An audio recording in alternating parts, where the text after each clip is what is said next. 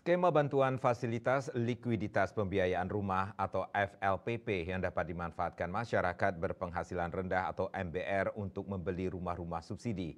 Program ini menargetkan 3 juta unit mulai diumumkan Presiden RI Prabowo Subianto dalam jumpa pers di Istana Merdeka yang digelar oleh Presiden selepas rapat terbatas dengan sejumlah Menteri Kabinet Merah Putih.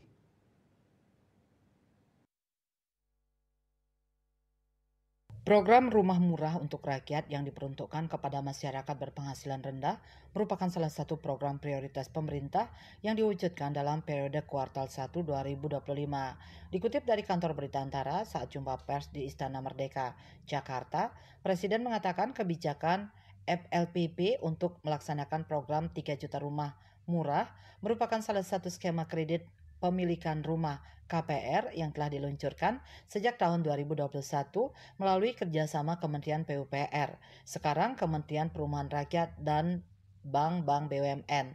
Beberapa kemudahan yang dapat diterima masyarakat saat mengambil KPR dengan skema FLPP mencakup uang muka rumah yang nilainya jauh lebih ringan daripada skema lainnya, umumnya 1% dari harga rumah. Masyarakat yang mengambil KPR dengan skema FLPP juga mendapatkan pembebasan biaya premi asuransi serta dapat membayar angsuran rumah per bulan dengan harga terjangkau dan suku bunga yang maksimal 5%. Presiden Prabowo juga menyatakan pemerintah akan terus memperbaiki skema penghapusan utang macet bagi usaha mikro, kecil, dan menengah UMKM.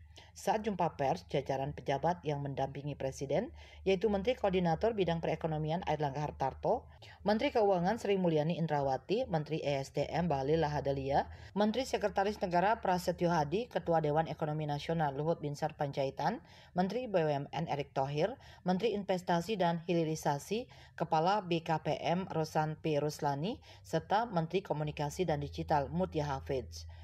Serta hadir pula Sekretaris Kabinet Teddy Indrawijaya. KMB Bali Pos melaporkan.